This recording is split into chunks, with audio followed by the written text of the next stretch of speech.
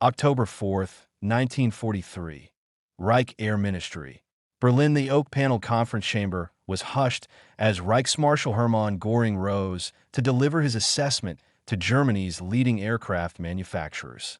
Every word was captured by stenographers, words that would later be remembered as one of history's most disastrous misjudgments.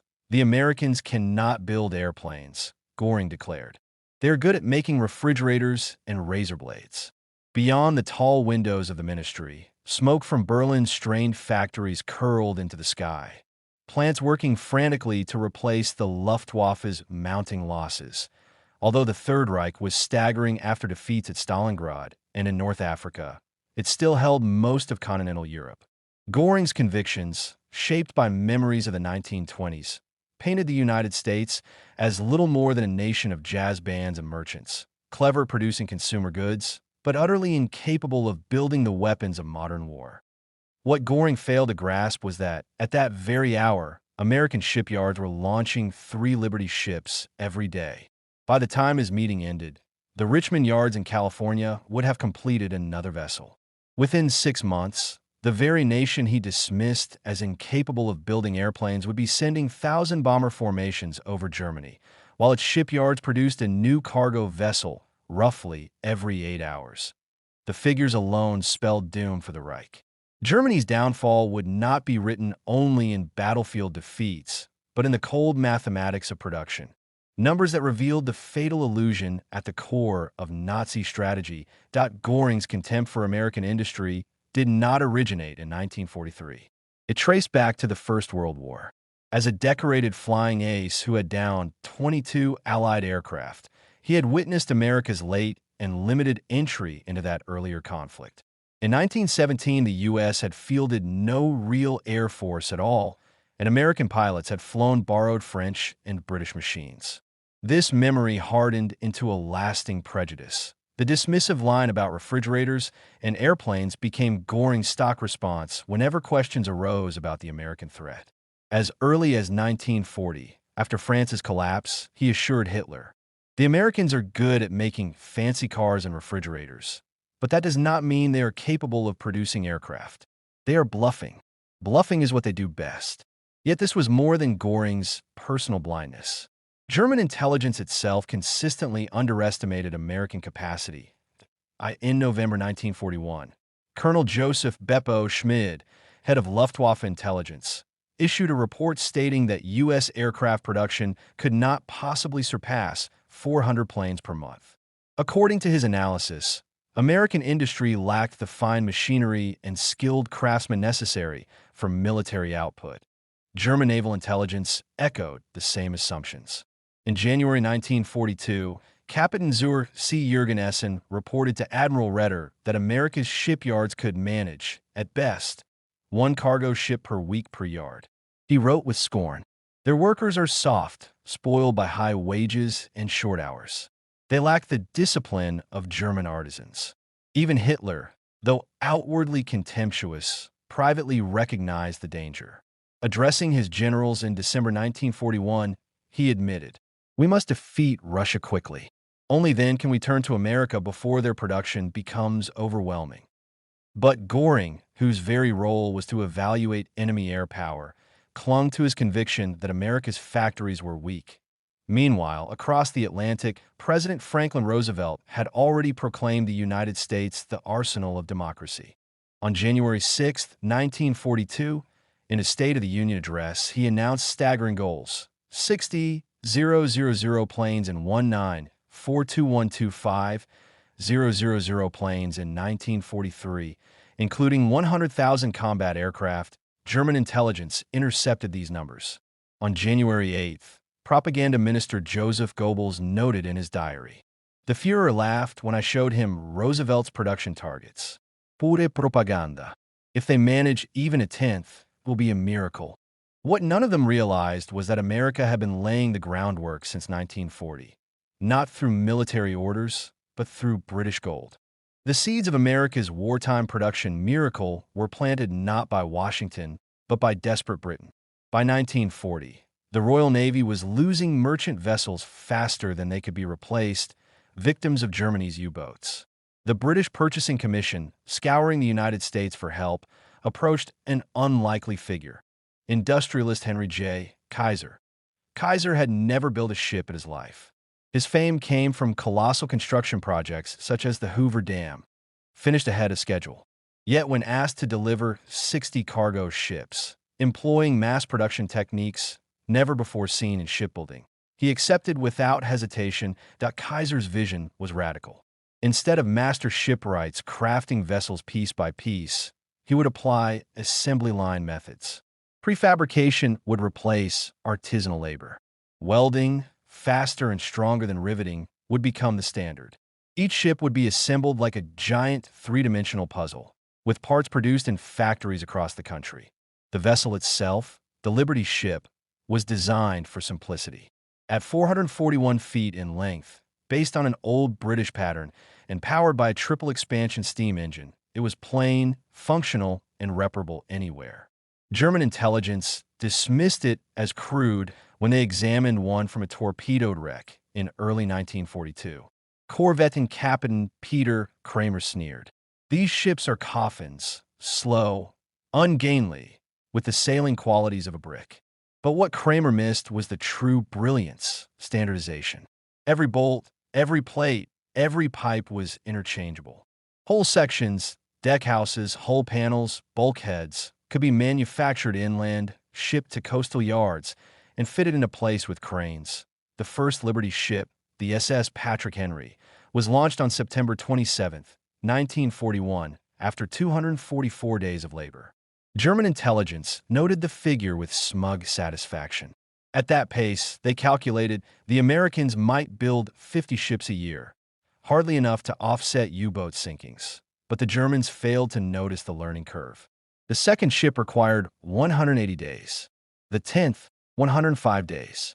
By January 1942, the average had dropped to 70 days per ship. And then Kaiser issued a boast that German observers dismissed as fantasy. "We will build one in 10 days.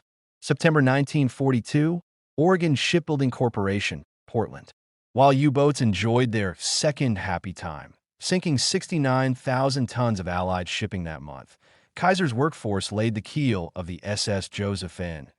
Teal at 12:01 a.m. on September 13. That what followed was an industrial ballet. 3 shifts of men and women worked without pause, cranes swinging vast prefabricated sections into place. Welders, many of them women who had never held a torch mere months earlier, traced glowing seams across steel plates. Among them was Janet Doyle, nicknamed Wendy the Welder, a former waitress who became one of the fastest welders in the yard. Beside her worked Tom Washington, an African-American from Alabama, now a master ship fitter, and Miguel Santos, a Mexican-American whose speed with the torch outpaced German standards. On September 23, 1942, at 4:30 p.m., the SS Joseph N. Teal slid into the Columbia River. Just 10 days after her keel had been laid in Berlin, reports of the feat were dismissed. Admiral Karl Dönitz scoffed. Even if true, this is a stunt. They cannot sustain such production. But Kaiser was only beginning. He boldly promised, "We could do it faster." November 8, 1942, Richmond Shipyard No. 2, California. As Rommel's forces retreated in North Africa, American workers prepared for a demonstration that would obliterate German doubts. The keel of the SS Robert E. Peary was laid in the darkness just after midnight. Around the slipway lay every piece of the ship, prefabricated, tested, and ready, waiting like parts of a massive jigsaw. Kaiser had handpicked his best teams for the challenge. Catherine Glasscock, once a schoolteacher, now one of the fastest welders in America, could lay 35 feet of flawless bead per hour. Richmond Jones, a black crane operator from the Deep South, could place 250-ton sections with inch-perfect precision. Mary Pilicino, only 19 and Italian-American, commanded the electrical crew that would run 5 miles of cable in less than a day. The ship rose at a breathtaking pace. Within 6 hours, the hull plates were in place. By 18 hours, the sidewalls were up. On the second day, cranes lowered the prefabricated deckhouse, complete with plumbing and wiring, into position. On the third day, the 140-ton engine, assembled in Ohio and shipped in pieces, was installed in hours instead of weeks, and on November 12th at 3:30 p.m., the Robert E. Peary was launched, 4 days, 15 hours, and 29 minutes after her keel had been laid. The impossible had become routine. The first credible signs of America's true shipbuilding power reached Berlin at the end of 1942. Luftwaffe reconnaissance missions, using long-range Focke-Wulf Condor aircraft, returned with aerial photographs of U.S. shipyards. The images were staggering. Dozens of Liberty ships lined up in various stages of construction at a single yard. Colonel Hermann Wilhelmi, reviewing the photos, counted more than 200 ships under construction. His December 15, 1942 report warned, "If these observations are accurate, American shipbuilding capacity exceeds our estimates by a factor of 10. The warning never reached Hitler. The report was buried. Göring dismissed the evidence outright. The photographs are trickery. They show the same ships from multiple angles to give the illusion of mass production. But the U-boat captains at sea saw the truth firsthand. In January 1943, Captain Lieutenant Klaus Bottner of U-521 wrote in his log, after intercepting convoy HX 222, 47 merchant ships, nearly all of them new, of identical type, clearly mass-produced. Where are they all coming from? The answer was simple. Everywhere, by early 1943, 18 American shipyards were building Liberty ships. The Bethlehem Fairfield Yard in Baltimore employed 47,000 workers and launched a vessel every 4 days. In California, the Cal shipyards managed one every 5. Entire cities of workers, many of whom had never set eyes on the sea before, were outproducing Germany's most seasoned shipwrights. By March, American yards were averaging 3 Liberty ship launches every single day. Admiral Donat's staff made the grim calculation. For U-boats to keep pace, they would need to sink 1.3 million tons of shipping per month. The highest figure they had ever achieved was 729,000 tons in November 1942. The math was merciless. They were already losing, and the scale of the work was mind-boggling. Each Liberty ship required 250,000 separate parts, 30,000 steel pieces for the whole 25 miles of electrical wiring, 500 feet of piping, and 2,500 valves, 350 miles of welds. Yet by mid-1943, the average construction time had fallen to 42 days per ship. The workforce itself shattered Nazi racial dogma. Out of 650,000 shipbuilders, nearly 200,000 were women. The Rosies who proved industry was not the sole domain of men. African Americans, whom Nazi ideology branded as inferior, were operating cranes, cutting steel, and leading welding crews whose work surpassed German quality standard. T. Kaiser's Richmond yards, integrated teams, an idea forbidden under Nazi law, were producing a Liberty ship every 51 hours. By May 1943, the diversity of the workforce was breathtaking. Chinese-American welders worked beside Norwegian immigrants. Navajo and Pueblo riveters from New Mexico partnered with Jewish refugees who had fled Hitler's Europe. Mexican-American women supervised mixed crews that included poor whites from Appalachia. This coalition of people, whom Nazi propaganda claimed were unfit, was building ships faster than the so-called German master race could comprehend. By May 1943, reality struck at Hitler's headquarters in East Prussia. Admiral Donitz delivered the report personally. Mein Führer, in a month just ended, we lost 41 U-boats. In return, we sank only 50 merchant ships. The Americans launched 140 vessels in the same time. It was the moment U-boat command knew the war was lost at sea. Donitz admitted, "They are replacing ships faster than we can sink them." Hitler turned on Göring, his heavy-set frame shrinking under the Führer's glare. "You assure me the Americans could only build consumer goods," Hitler said quietly, in the voice he used before erupting in rage. Göring muttered that the ships were inferior, flimsy, doomed to fall apart in storms. Hitler cut him off. "Your intelligence is worthless. The Americans are outproducing us in every category." The figures were undeniable. America was producing 8,000 aircraft per month, compared to Germany's 2,000 Tank factories rolled out 2,000 per month. German industry could manage only 500. Merchant ships were launching at a rate that turned U-boat victories into statistical irrelevance.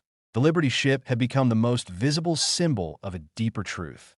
The Allies' industrial power was overwhelming Germany into defeat.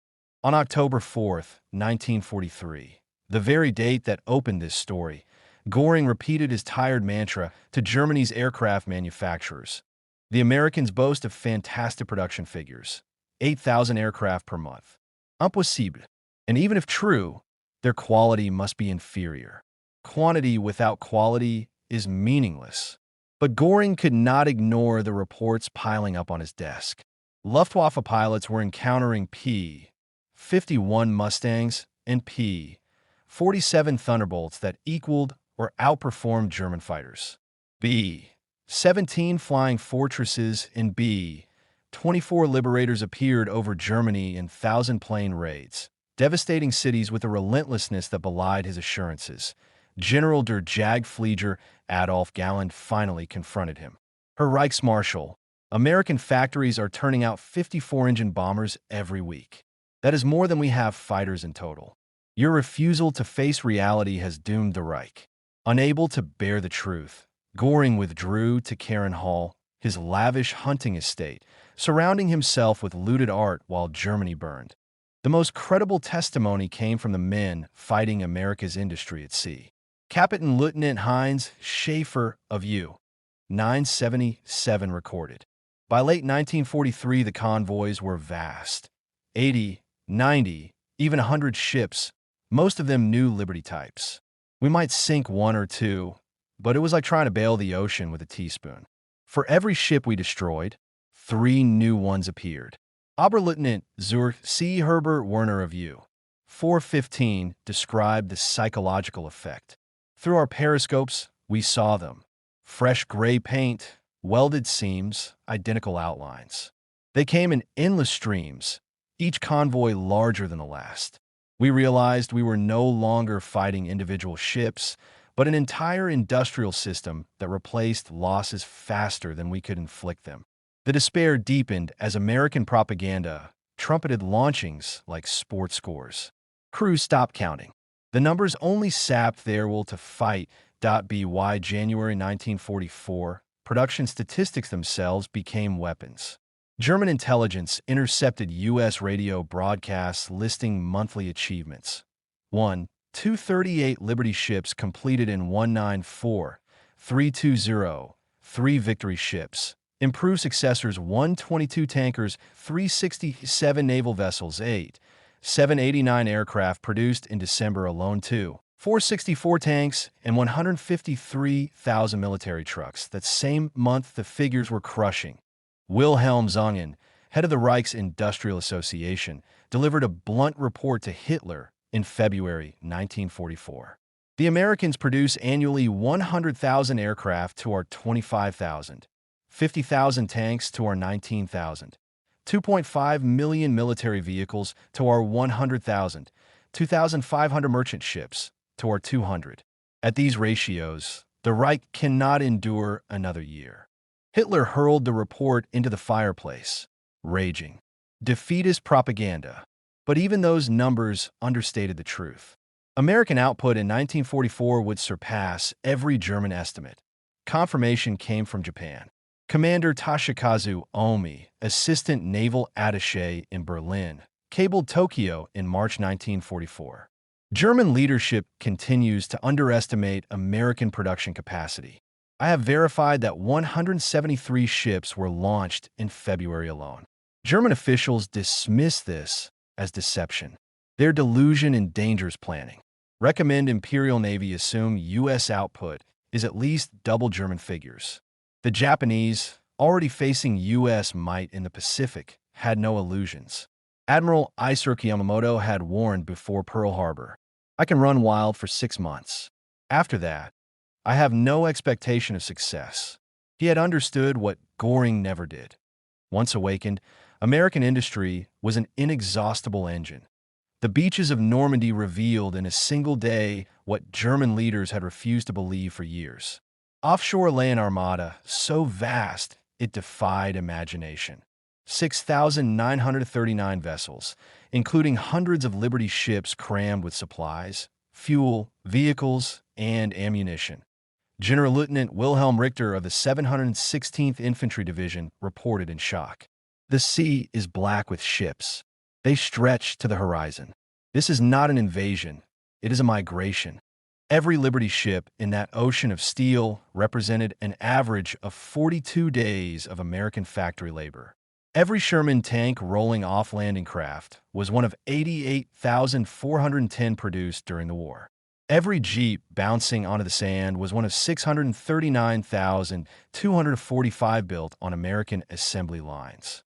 Even the landing craft themselves have been manufactured in inland towns like Evansville, Indiana, and Quincy, Illinois, by workers who had never seen the ocean dead on Sword Beach, Oberst Ernst Goff later recalled. We had been told the Americans were soft, their soldiers weak, their equipment inferior. But I watched them build a floating harbor in 5 days larger than most of our ports. Their trucks drove over obstacles as if they were nothing. Their inferior planes cleared the skies of the Luftwaffe. Everything we had been told was a lie. Even as Allied bombs reduced Berlin to rubble in February 1945, Göring still clung to denial. He told his staff, "The Americans exaggerate. Many of these ships must be wooden mock-ups for propaganda." General der Flieger Karl Kohler, his deputy, recorded in frustration, "The Reichsmarshal lives in fantasy. Yesterday, 1,000 American bombers destroyed Bonn. He insists they cannot possibly have built so many.